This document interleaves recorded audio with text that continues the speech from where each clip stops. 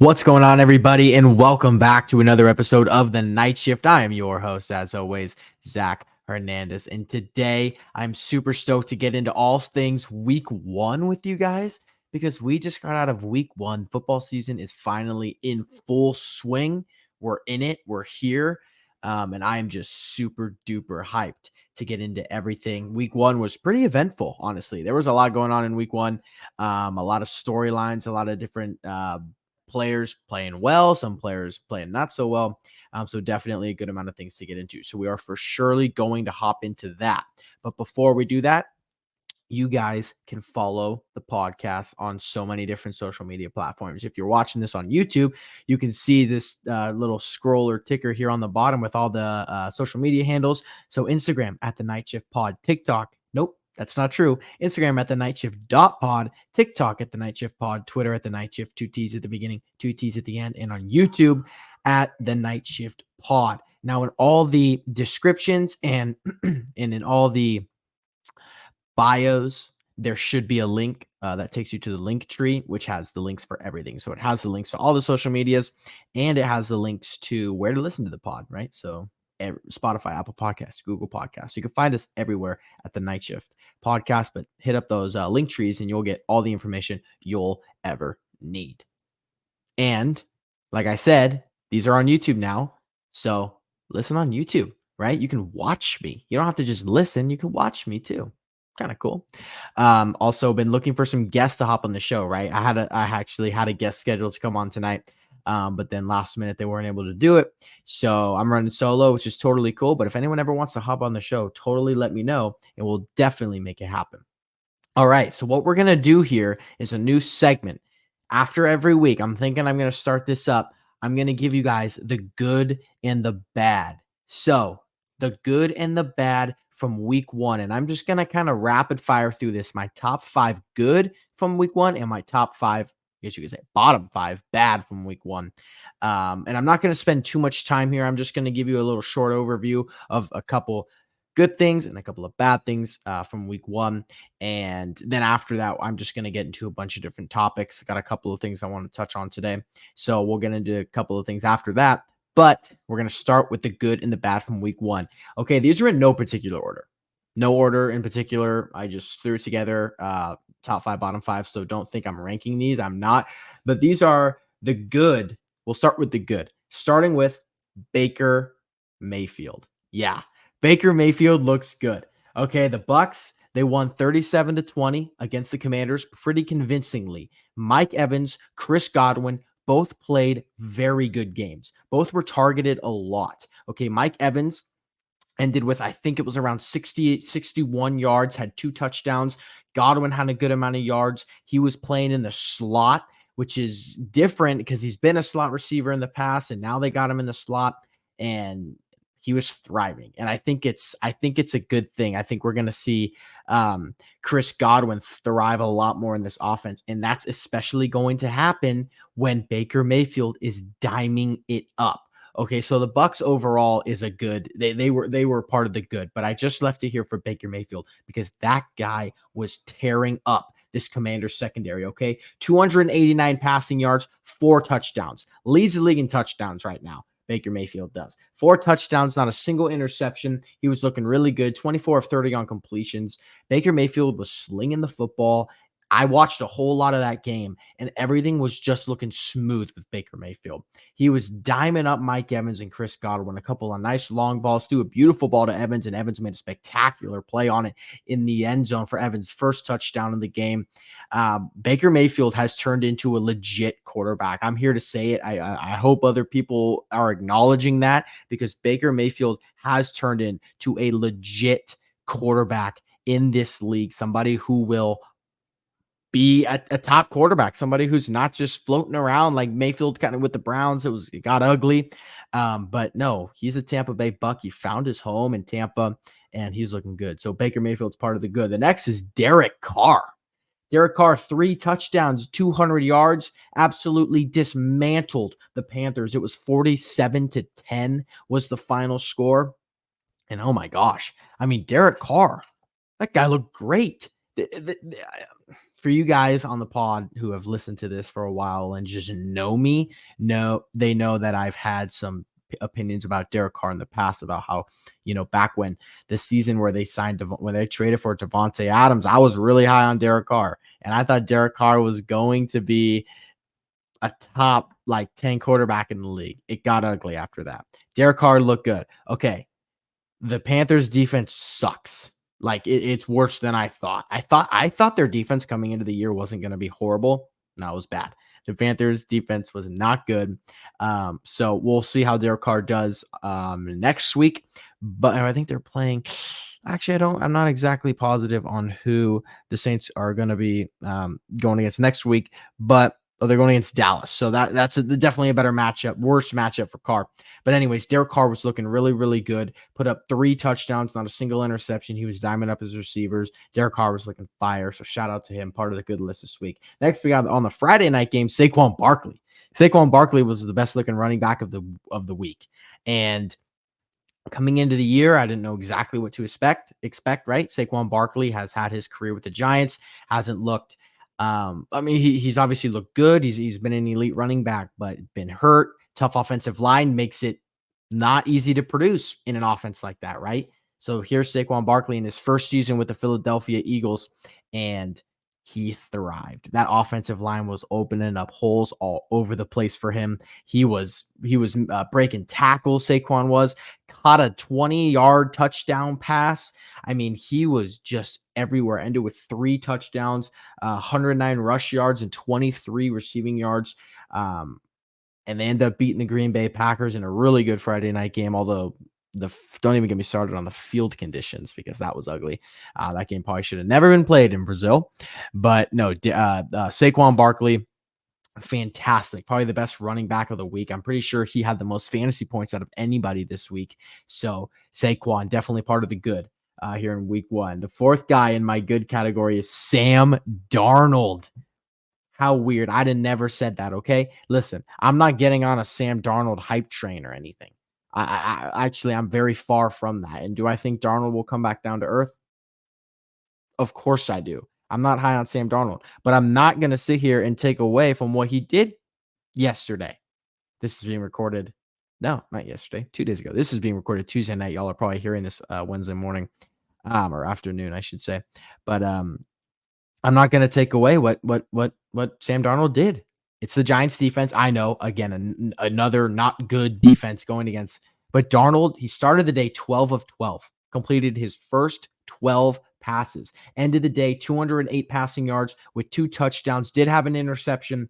Threw the ball 19 of 24. That was his completion percentage. That was his ratio. Well, not ratio, but I guess percentage, 19 of 24, whatever you want to call it.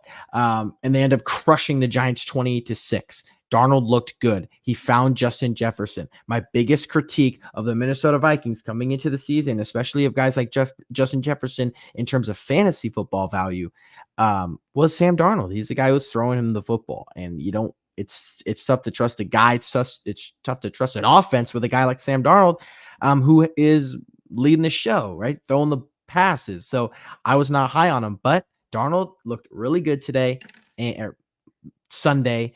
And am I expecting this to keep going? Not really, but I'm giving him his flowers because Darnold had a really good game.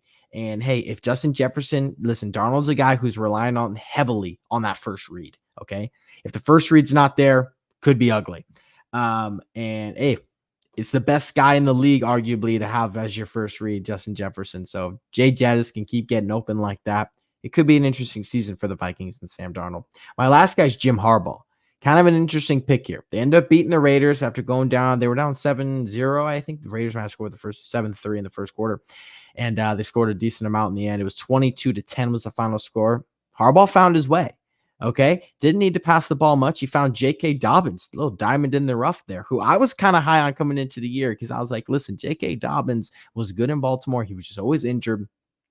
He's going to be that RB1. And although Gus Edwards, who was also a Baltimore Raven, still got a solid amount of touches. In fact, he may have gotten more if I'm not mistaken. Gus Edwards got 11. J.K. Dobbins got 10. But J.K. Dobbins was a heck of a lot more efficient than Gus Edwards was. Had 135 rush yards with a touchdown. And pretty much just looked really, really good. So Jim Harbaugh still finding ways to win in the NFL, won against a bad Raiders team who looked worse than I anticipated them to look. But shout out Jim Harbaugh. Got his first win back in the NFL. Okay, let's get to the bad. And there's some stinkers. There are some stinkers. Starting with Deshaun Watson. Oh, oh, I just don't know. I just don't know. I mean, Deshaun Watson to go from a top 5 elite quarterback to whatever the heck I watched on Sunday. I'm going to dive into this way more after I get into the good and the bad, so I'm just going to touch on it here. All I'm going to say is Deshaun Watson was horrendous. 169 yards, which a lot of those came from one drive. It's like a 75-yard drive, and then like some of them came towards the end in garbage time. One touchdown, 2 picks, both bad. Fumbled the ball once, if I'm not mistaken, but it got jumped on by a Brown, I think. I mean, Deshaun Watson doesn't know where to go with the ball, doesn't know where to go with himself, doesn't know who to throw to, and when he finds the guy to throw to, he's not even close to accurate. He has dropped off significantly. I was on the hope that he could maybe have a revival season, especially because he was kind of my backup quarterback when Jordan Love got hurt. Not anymore. He's not going to be. Deshaun Watson is a bad football player. I don't know what happened, but he's not good. And he was arguably the ugliest thing about week 1. Number 2, we're going to go with the Giants. They just looked terrible. Didn't score a touchdown. It was 28-6 was the final score as they lost to the Vikings. Daniel Jones, I mean, we know this. I've said it a billion times. Even when they paid Daniel Jones, I said it was one of the worst contracts ever. I think there was a podcast of me talking about it for like half hour of how bad of a contract that was. Of course it was. I was right. I mean, I don't know how you could be wrong about that. Daniel Jones is bad. They should have never paid him that money. And they did. And it was the biggest mistake. And it set this franchise back years. What do you do with Daniel Jones now? Well, you paid him $40 million per season. So you either I guess if I'm the Giants, you let him play and stink it up and hope you lose every game and get the number 1 pick and then draft a quarterback. I guess. He's so bad. And I feel so bad for Malik Neighbors. But the Giants are it's Daniel Jones and the Giants. I already knew Daniel Jones was bad, and I obviously knew the Giants was bad, but man, the Giants are just bad. They set themselves back big time. Number 3 is the Bengals. Listen, I'm not too worried because we've seen it's like death, taxes, and the Bengals starting 0-1, even 0-2. I mean, like that's just what they do. They suck in the beginning of the year. They lost to the Patriots. They lost me my survivor pool because I picked them and I shouldn't have because I know they always suck in week 1. And they lost to the New England Patriots, who in my opinion should be probably the worst team in the NFL, maybe just bottom 4. They lost 16-10. Burrow did bad, didn't throw a touchdown, had less than 200 yards. Quarterbacks in general this week were pretty putrid besides the first couple that I named, and that was pretty much it. And obviously some of the elite ones, Josh Allen, Brock Purdy, they were fine. But just the Bengals did not look good. Jamar couldn't really get him the ball. But again, not worried. They'll figure it out how they always just end up doing so. The Panthers, yeah, I thought maybe there was a little glimmer of hope that the Panthers would be okay. They're not. They suck. They might even somehow be worse than last year. And at least they have their pick this year. At least the Panthers have their pick this year because last year they were the worst team and they didn't even have their pick. So the Panthers are just terrible. They lost 47-10 to the New Orleans Saints. Bryce Young looked bad. Last season, I was a little bit of a Bryce Young defender. I thought he wasn't as bad as people made him out to be. He didn't have the weapons like a guy like CJ Stroud does. His offensive line is absolutely atrocious. Bryce Young did not look good. He doesn't know where to go when he's in the pocket. To be quite honest, I don't know if his athleticism can hang with the NFL guys because it's like every play, he's got to like put in every 100% effort. He's like running for his life. It's just, I hope he does well, and I'm rooting for the Panthers and I'm rooting for Bryce Young, but it doesn't look good. And the final guy on my bad list is Kirk Cousins.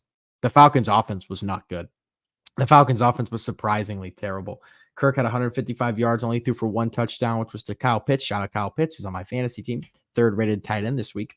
And he had 2 interceptions, one that came at a really costly moment towards the end of the game. Kirk Cousins looked bad. He looked like a guy. He looked like a 35-year-old quarterback who just came off of an Achilles tear. And he did. That's him. Hopefully he can shake the rust off. It's week 1. Again, it's week 1, right? So all these things are I'm just going off of what I saw in week 1. And who knows, things can drastically turn around. I like Kirk Cousins generally. I think he's a fine quarterback, but it was ugly in week 1. He did not play good. A costly pick in the end, had 2 interceptions overall. Couldn't really get the offense moving. They were feeding Bijan like crazy, and they still weren't really moving the ball. Atlanta looked bad, and Kirk looked bad. That is the good and the bad from week 1. My top 5 and bottom 5 from week 1. Maybe we'll make this a recurring thing throughout this season. Now, what I'm going to touch on a couple of more topics here from week 1. Like I said earlier, how I was going to get into Deshaun Watson. I'm going to get into Deshaun Watson. And what the heck should the Browns do with Deshaun Watson? Because, oh my goodness, is this guy bad? Is this guy bad? And might I add that he has a ridiculous contract. They obviously gave him a fully guaranteed contract. Was it $230 million? Might even have been more than that. So if you're the Cleveland Browns, what do you do? Well, first off, there's not a ton you can do. He is in you have put your team in a hole, in a complete hole financially. And when you're in a hole financially, the team's in a hole because you can't do a whole lot. Deshaun Watson is and again, like I said, I was rooting for a Deshaun Watson revival because I wanted him to be good for my fantasy team. And I thought, you know what? Maybe Deshaun can turn back the clock. Maybe. I don't know. Could he do it? We've seen Deshaun Watson as an elite level quarterback in this league. We've seen him as a top 5 quarterback in the NFL. So I thought, was it that crazy for me to suggest that he might be able to get back to that? I guess it was, because he is terrible. I mean, seriously, I watched a whole lot of that Browns game, and oh my gosh, it was bad. I mean, like I mentioned, like I said, I touched on it earlier, he doesn't know where to go with the ball. Right when that ball is snapped, he's just freaking out. That pressure comes, and they were going against a Cowboys pass rush that was a wildly long stutter. They were going against a Cowboys pass rush that looked pretty good, and they were getting to him. But I mean, Deshaun was like, he couldn't step up in the pocket. If he stepped up, he'd go right into somebody. But it was his fault. Like, he didn't know where to go, and he looked slow. He looked sad.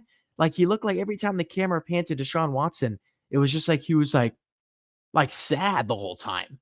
I almost felt bad. I guess watch the words, because a lot of people don't like Deshaun Watson. I don't know. I'm not thinking much about the off the field stuff, because who knows. But all I'm saying is Deshaun Watson is not a good quarterback. And I think a Deshaun Watson revival is far out of the realm of possibility. I don't think it's even remotely even going to happen at all. He's not good. So, okay. So the question is, if you're the Cleveland Browns, what the heck do you do? I mean, do you feel obligated to play the guy who you're paying all this money to? Right? Because some teams feel the obligation. It's like, well, shoot, we're giving this guy so much money. He's got to be the starter. For the betterment of the team, for the betterment of your receivers, for the betterment of your offense, do you go ahead and start Jameis Winston? You don't start DTR. He's bad too. But do you go ahead and start Jameis Winston? I'm not the biggest Jameis Winston fan overall, but I mean, he would definitely do better than Deshaun Watson has. I was watching First Things First on Fox Sports 1 with Nick Wright and Chris Broussard, and Nick Wright was saying he believes that Deshaun Watson will start week 4, which might be a Thursday night or a Monday night game. It might be a primetime game, and then that will be his final start as a. No, it's not a. I don't know if is that a Sunday night game? No, it's not. Week 4, they're going against the Raiders. But he was saying that he thinks that'll be the final game for Deshaun Watson as a Brown, as a starter. They'll put it in the backup. I could see that happening. Listen, it's tough because it's like, what do you do? But you're paying all this money to him. You can't really cut him. You can't cut him because then you're gonna have to pay $170 million. You want to wait a season to cut him. I was learning all this earlier today, and you're gonna have to pay 123 million. I mean, this guy's getting money. You paid him so much. Best case scenario, if I'm being completely honest, if I'm the Cleveland Browns, would be you hope all this off the field stuff gets to him, and that they put him on the exemption list in the NFL, and that lets you pretty much be liberated from this contract. I don't know exactly the logistics of how that works, but that's what they should be hoping for, because Deshaun Watson is holding back this team. He's holding back Amari Cooper, and he's holding back the offense. That Browns offense was one of the most disgusting offenses I ever seen outside of the one drive. I mean, Deshaun Watson's dropping back. He's throwing deep balls, and he's missing guys by 20 yards. He threw that ball to the sideline, and I'm blanking on who the receiver was. Solid route. If it was placed right, could have been caught. He threw it like 10 yards out of bounds. It wasn't even close. Overthrew Amari Cooper a couple times, way deep, missing guys by 15 yards. He had one good throw in garbage time in the end. It was actually a really good throw. Amari Cooper was pretty much running a go route down the side, and he laid it, and he was open, and he laid it right in his hands, and Amari Cooper dropped it, which is not like Amari Cooper. But listen, Deshaun Watson doesn't look good. If I'm the Browns, I'd go ahead and start Jameis Winston. I would. I think he gives you because I think the Browns have a solid defense. They went against the Cowboys, didn't look great. Cowboys offense was rolling, but you go ahead and start Jameis Winston. I think you do. I just think that's the best for the team. I don't even know if guys like Deshaun Watson. I saw a video of a offensive lineman, I want to say it was, on the ground after a play, and Deshaun went over there to help him up, and he hit his hand out of the way. And then he was about to get up on his own. He didn't want Deshaun's help to get up. I don't know if guys like Deshaun Watson. I don't know if he has the locker room. I don't know if he has the ownership. I just think I think the Browns management now is feeling it. They're like, we made a mistake. And I understand to take a gamble, right? Because like I've said, we've seen Deshaun Watson be an elite quarterback in the NFL. We've seen that. But this went south fast, and they took a risk. The problem is they gave him a fully guaranteed contract. So all that money is his regardless, unless this whole exemption list thing happens with the off the field stuff. Then I know there's some sort of loophole the Browns can figure out to get out of this. Again, all that contract stuff is so nitty gritty. Sometimes I just don't understand it.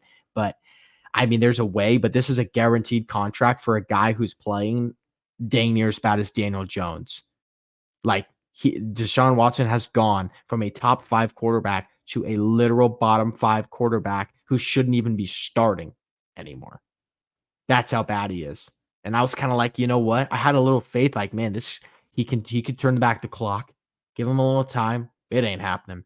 I don't know what the heck you do if you're the Browns, but my suggestion would be to bench him and put in Jameis Winston for the betterment of the team. I think he would do a better job of leading this offense.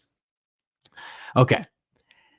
We'll hit the next subject here that I want to talk about. Is Russell Wilson's job in jeopardy with the Pittsburgh Steelers? As we know, the Pittsburgh Steelers named Russell Wilson the starter, and then he got injured before the game. Pretty much, there were reports maybe 2 or 3 days before the game that he may not play.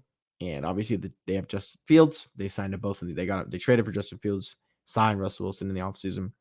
And the reports were if Russ doesn't play, obviously Fields is going to be the starter because those guys were in a quarterback battle in training camp. Russ eventually won it. So the question is, Justin Fields started this game against the Falcons, won this game against the Falcons. Is Russell Wilson's job in jeopardy? Do you start Justin Fields and not look back if you're the Pittsburgh Steelers? And I'll tell you, no. Come on. Justin Fields didn't even look all that good.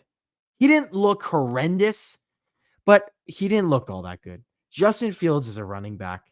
I know there's people out there that are going to hate that, but he just is. He's not built to be a quarterback. He needs a lot of development as a quarterback. He didn't throw a touchdown. They ended up winning that game on 6 field goals.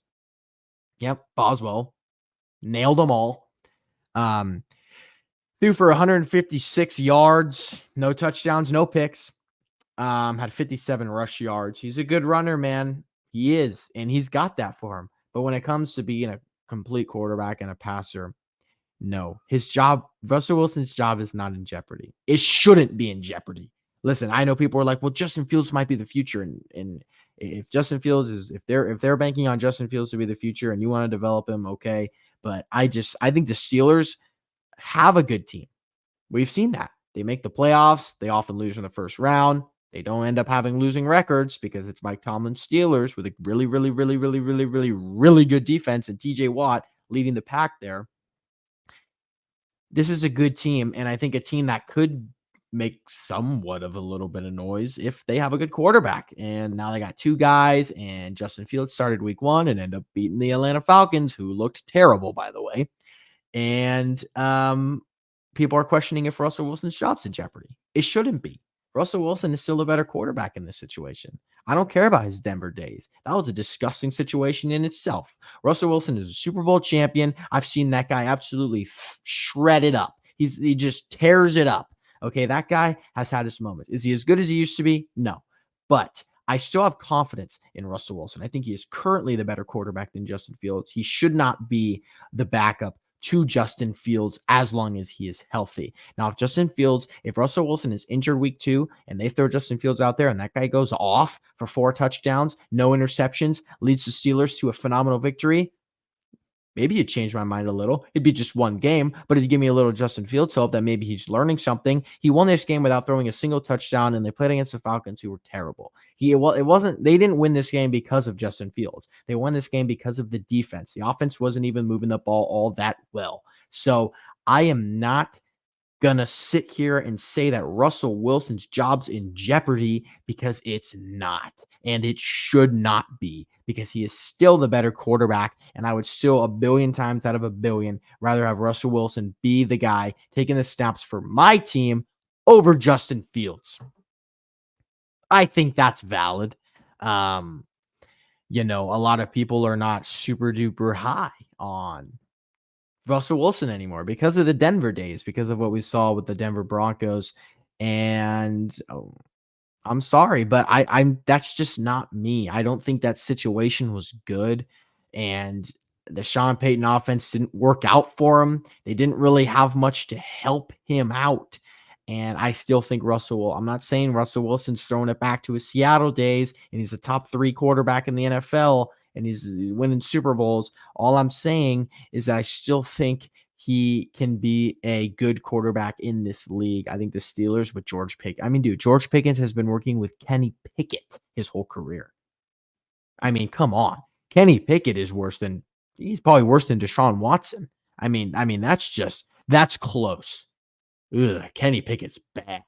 George Pickens is good. I think with an offense with a guy like George Pickens, Najee Harris, Jalen Warren, it's a fine RB1 and 2 duo. And Pratt Freiermuth, I think, is generally a solid tight end. And obviously with an insanely good defense. With an insanely good defense. Minka Fitzpatrick is just like he's everywhere, dude. That guy is everywhere as a safety. TJ Watt always making noise, knocked the ball out like twice and it didn't even count. I mean, like he's just always everywhere too. Those two guys just absolutely destroy on defense. I think the Steelers are a good enough team to say, hey, we should stick with we're not going to develop a guy. We should stick with a guy who might be able to get the job done, and you give it to Russell Wilson. So as long as Russell Wilson is healthy going into week 2, he should be starting this game. And they're going against the Broncos. Russell Wilson's old team. I didn't know that. Going against the Denver Broncos, who didn't look good either. Bo Nix almost made my bad list. He was not good. Will Levis and the Titans should have made my bad list. I skimmed over them. He should have made my bad list. That was ugly. So overall, Russell Wilson, his job should be safe, in my opinion. Okay, the next thing that I am going to get into is my San Francisco 49ers. Like this, I might talk about for a little longer than the other things, but The 49ers end up playing the New York Jets on Monday Night Football, beat them 32-19, I believe. And I'm going to talk about how I felt that game went for the 49ers, how I think they did. What are my thoughts on the San Francisco 49ers after week 1 beating the New York Jets? Coming into the game, I did actually pick the Jets to win. I did. Not that I didn't think the Niners could. I just thought that I could see the 49ers potentially coming out soft. Kyle Shanahan coming out like he's done in the past in week 1s and taking things lightly. And then next thing you know, Christian McCaffrey's not playing, right? I just thought, but I wouldn't have been shocked if the Niners won. That was just my pick. And I was wrong. The Niners looked good last night. They looked better than the Jets. They looked good in dang near all facets of the game. I have a couple of things that I will talk about. So the first thing is Fred Warner, man. I mean, we know this, but once that dude retires, just put him in the Hall of Fame. Just an insane linebacker.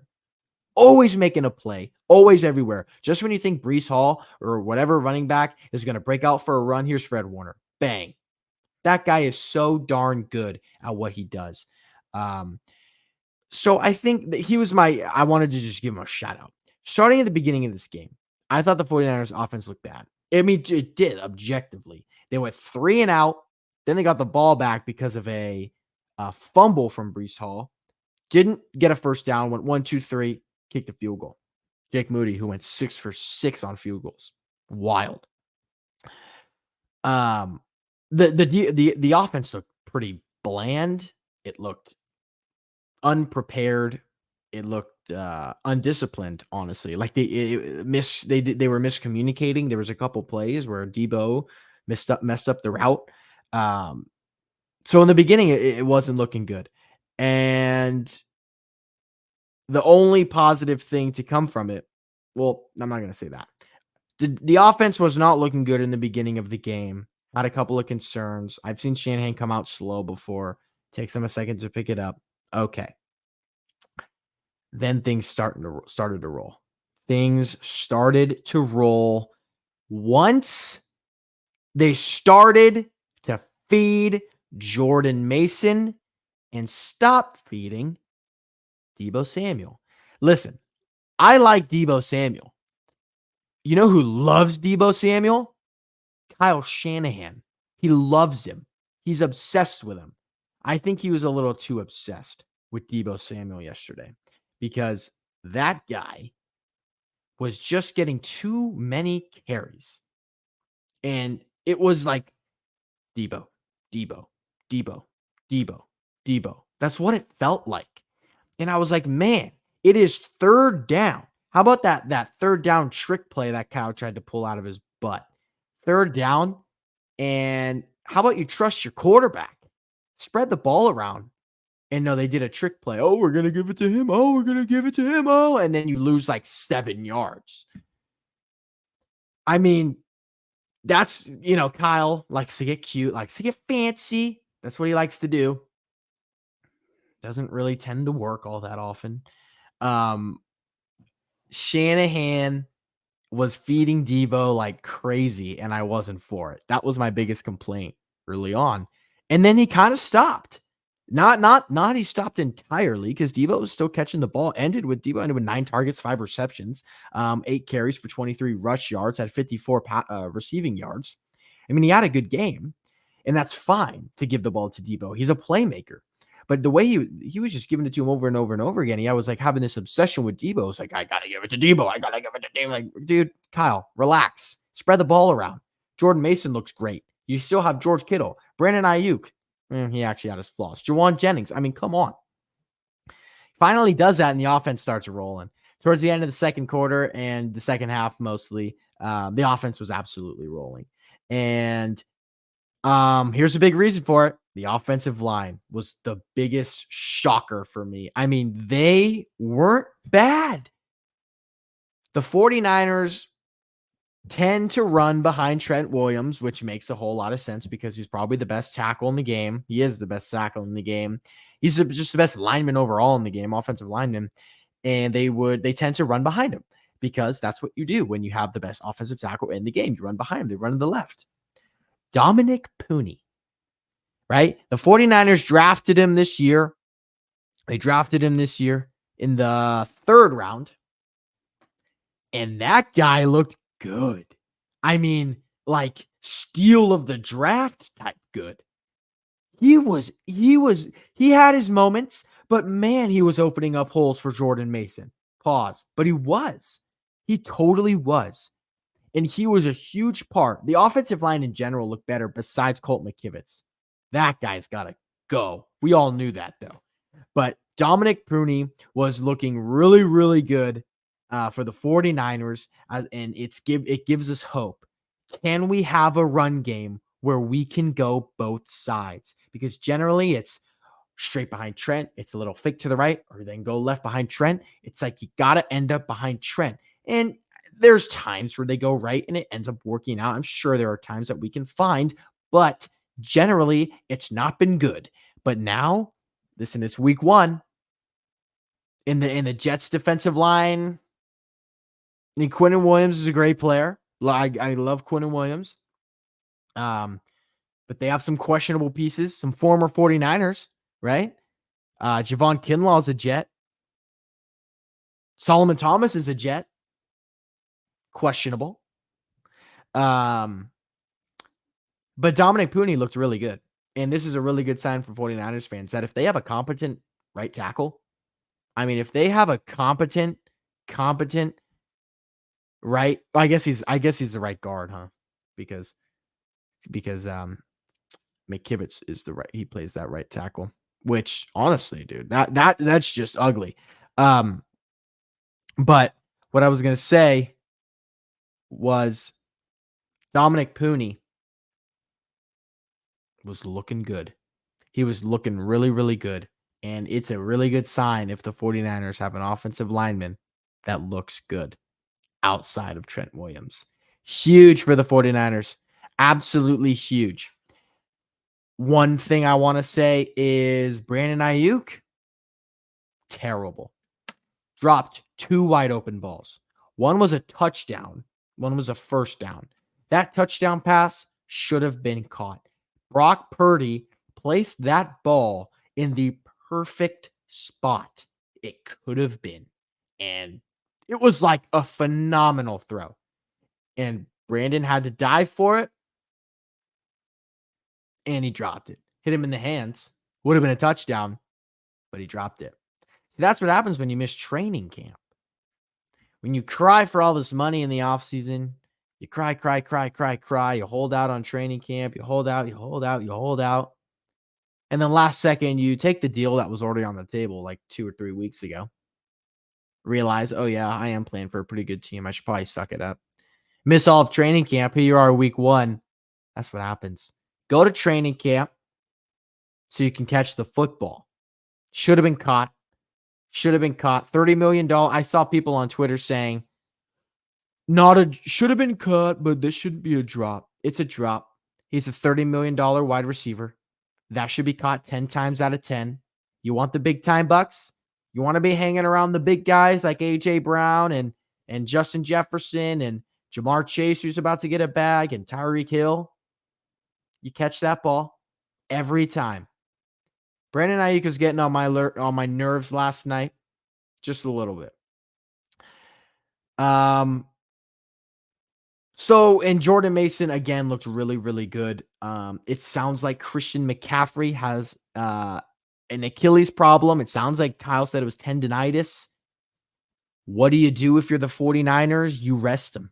You definitely don't risk an Achilles rupture for Christian McCaffrey. You don't want that. So if you're the 49ers, if McCaffrey's not up for this game next week, if it's even a slight concern, rest him. Mason was doing everything McCaffrey could do. He was. I mean, he was running like crazy. And McCaffrey, we don't need you We need you, but we don't need you to be rushed back and rupture this Achilles. So you got Jordan Mason. You got Jordan Mason. And run him. And honestly, when McCaffrey comes back, the 49ers should be giving Jordan Mason should be cutting into McCaffrey's touches. They should be splitting this, man. Take a little bit of the pressure, take a little bit of the just the workload off of McCaffrey. Let Jordan Mason handle a little bit of it, you know? I think that's what the Niners should be doing. You got a good one with Jordan Mason. He looks really, really good. So the one last thing that I will say about this 49er game, they won. I'm glad they won. Brock looked good. I didn't really talk much about Brock. He looked good. I don't really have any complaints with how he played. The offense had its moments in the beginning, but it ended up looking good. Defense looked pretty solid. Run game, offensive line was surprisingly good. So you got to be like, man, as a Niner fan, things must be looking good, man. It must be feeling good, right? You guys won week 1, man. You guys are back. So I'm not going to say that. Listen, I've seen this before. I'm not going to be one of those 49er fans who are going to come out here and be like, bang, bang. We're back. Week 1 win. Start the season off strong. Let's go. Because I've seen this before. And we normally win regular season games. And we end up losing in the playoffs. So I'm not getting hyped over this because I know it. And it's sad. Is it a sad way to be a fan? I wouldn't call it that, but I could see where people would be like, dang, that's a lamer way to be a fan. Although I don't believe it's lame. Just on the outside, people might think that. You know who to blame is Kyle Shanahan. You can blame for that because he's tainted my view of this team. I believe that this team is really good and will win some regular season games, but ultimately all I care about is a Super Bowl. So if they can't do that, why the heck would I get happy over a week 1 win against the Jets? I'm not getting too hyped over this. The Niners should win this game. The Niners should win almost every game on the schedule. They're the best roster in football. You got to hope this is the year that they can finally win the Super Bowl because that's the expectations for this team. If I was a fan of the Detroit Lions or something, a team that's just it's now becoming good, you're getting hyped over every win. That Sunday night win, you're getting hyped. And I get it. That's awesome. But the 49ers have been here before. And I have no desire to get absolutely overly hyped over a week 1 victory.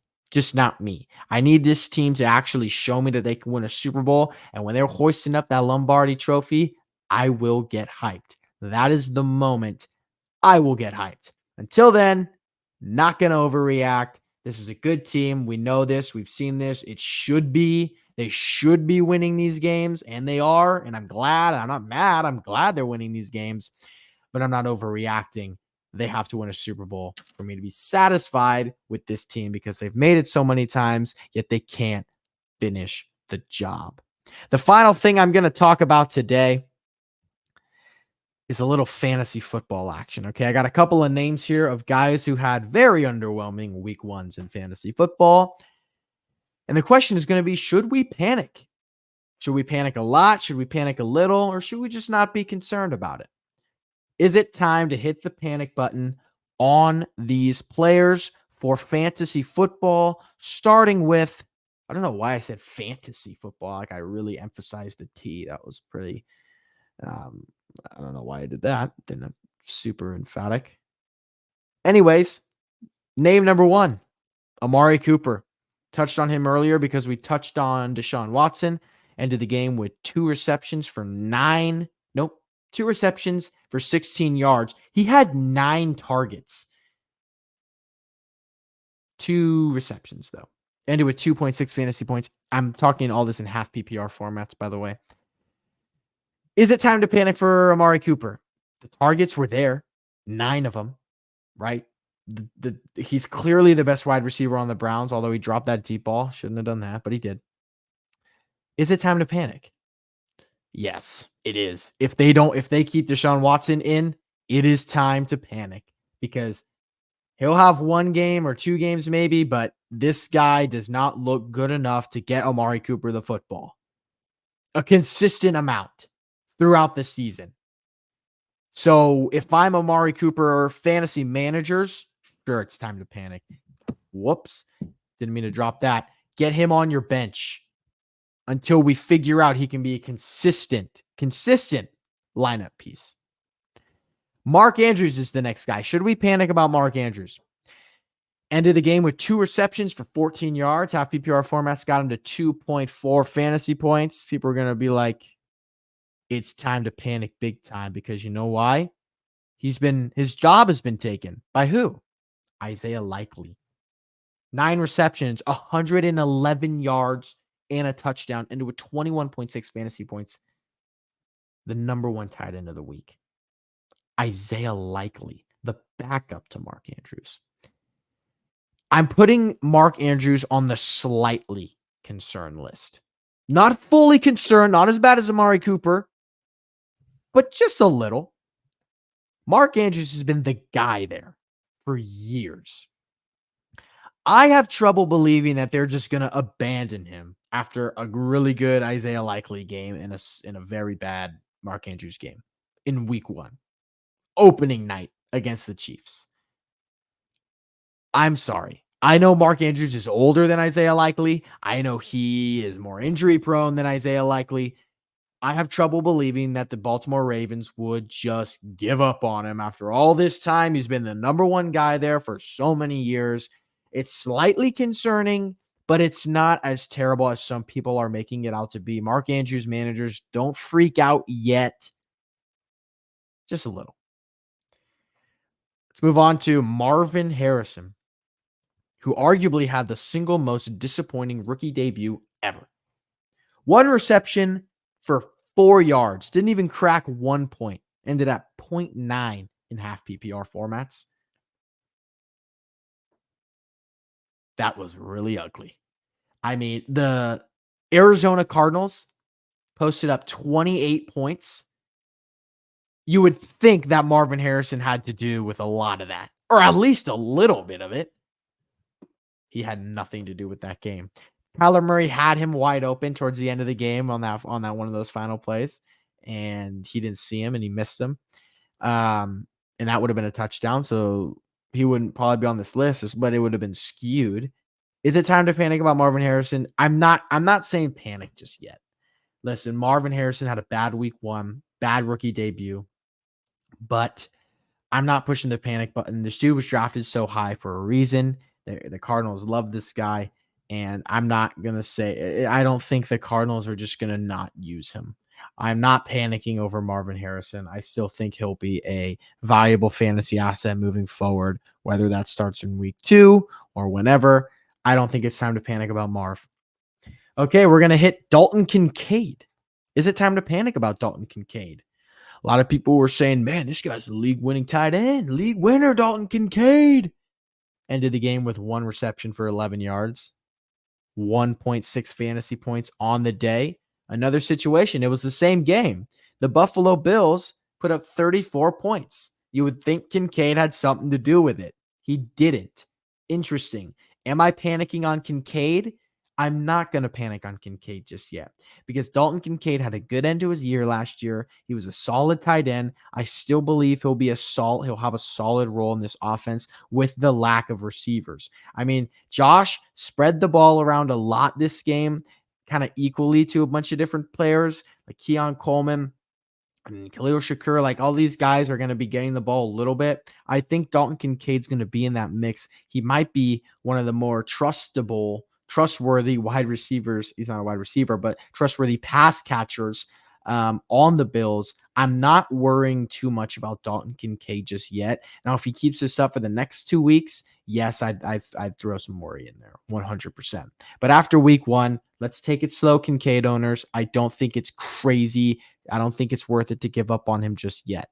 The next guy I'm going to hit is Zamir White. ended with 3.6 points because he had 44 rush yards. He had 2 receptions for 2 yards. That's more than 3.6 points, right, Zach? It's 5.6, but he also fumbled. Got him down to 3.6. Zamir White is a guy that I was high on coming into the season. Actually was. Zamir White was a guy I was targeting a lot. He's my RB2 in one league. I'm panicking. Sorry. I just am. I don't like how that offense looked. It was worse than I anticipated it being. And Alexander Mattison, I mean, he had 6 targets, 5 carries. He had 6 targets. He was, I mean, and Zamir White only had 13 carries. I mean, he was the lead running back. And last year when he filled in for Josh Jacobs, he was a lot more efficient than he was, 2 days ago on Sunday against the Chargers. But 13 carries, I thought he'd get more than that. Madison had 5 carries, and he had 6 targets. Alexander Mattison seems like more of the pass-catching back. Had 43 receiving yards, right? So it's not just tiny passes. Like, he's making moves, and he's going. Okay, so Alexander Mattison seems like the pass-catching back here. Zamir White, 13 rushing attempts. It's scary, but I could see that decreasing and seeing Alexander Mattison get up there. They're pretty much the same player, honestly, in terms of like how good they are. I think they're both around the same level. I'd be pretty nervous if I was a Zamir White owner, which I am. Don't love the fact that he was losing a lot of play to Alexander Mattison, and he just wasn't very productive when he was out there. The next guy I'm going to hit on is Chris Olave. Another one of those situations where, the Saints had 47 points. You'd have to think their wide receiver 1 had something to do with it, right? Absolutely not. Chris Olave, who I was not high on coming into the year, had 2 receptions for 11 yards, even though the Saints and Derek Carr put up 47 points. 2 receptions for 11 yards for Chris Olave. I just didn't think, I was not high on Chris Olave coming into the season because I didn't think the Saints offense was going to be that great. The Saints offense was great. It just had nothing to do with Chris Olave. So I was right, but I was wrong. Am I panicking about Chris Olave? I would have never drafted him. I just didn't like it. It's an interesting move now, though, because the Saints offense looked good. Again, it was against the Panthers, so take it with a grain of salt, but it did look good. Derek Carr was throwing it up. I mean, he was dicing up that defense. Chris Olave will end up being a mediocre wide receiver. He'll end up right in the middle. He'll be serviceable. But I throw a little bit of panic on Chris Olave because I would think that I thought, man, this offense isn't going to be good, so I wouldn't take Chris Olave. But what about, hey, this offense is good, but he's still not getting the points? Kind of freaky, isn't it? I throw a little bit of panic on Chris Olave. The last guy on my list is Drake London. 2 receptions for 15 yards, ended in with 2.5 fantasy points. 3 targets on the day. The Steelers' defense is really, really good. I'm throwing just a tiny bit of panic, but not much. I think Drake London is going to be fine generally, and I think he's going to bounce back. I did bring up how Kirk Cousins earlier in the show was part of the bad list, and that is very deserving because he was terrible. The Steelers' defense is good. I'm giving the Falcons a little more time. I'll give Kirk another week or so. I'll give Drake another week or so to figure out and see if he'll be a consistent piece in the offense. I think he will. I don't think we should be looking at week 1 and counting out Drake London just yet. So I'm not really going to panic yet on Drake London. Come back to me next week. If these guys are still on the list, they likely have gotten a little bit more of me getting enticed to hit the panic button. But that's where I stand on these guys. In terms of fantasy football, I couldn't have gotten to everybody who underperformed, but those were some of the main underperformers. I think that was pretty big in the fantasy football discourse. So that's where we're at, and that's going to wrap it up for me today. If you guys liked the episode, if you like the show, you must have because you're still listening, right? We're 54-ish minutes into this show. So if you liked it, leave a like, leave a rating, leave a review, leave a subscription, leave whatever you want. That is positive for me. Helps the channel grow. Y'all can follow me and follow this Instagram. Follow all the social medias. The Instagram's at the nightshift.pod, TikTok at the nightshift pod, Twitter at the nightshift, 2 T's at the beginning. two T's at the end, and on YouTube at the Night Shift Pod. You can subscribe there. I would really appreciate it. Leave some comments. Let me know how all this sounds, how everything is. If you'd like to come on the show, let me know. You totally can. You can even shoot me an email, pod.thenightshift@gmail.com. Y'all can do that. And I really appreciate you guys listening and tuning in. As always, it's always a fun time. We're going to keep getting into this football stuff. I'll be back next week for some week 2 discussion. Hopefully I can get somebody on the show with me. If anybody out there wants to hop on, you can. And just reach out. Again, appreciate y'all for tuning in to the Night Shift. It's been a really fun episode. I hope y'all enjoyed it. Like I said, you must have, because you made it this far. So maybe tell some people about it. Tell your friends, tell your family to listen in for some pretty good football insight, I think. I just unplugged my computer with my leg. That was odd. Anyways, everyone out there listening, I really appreciate it. And that'll be it for me. I'm out. Peace.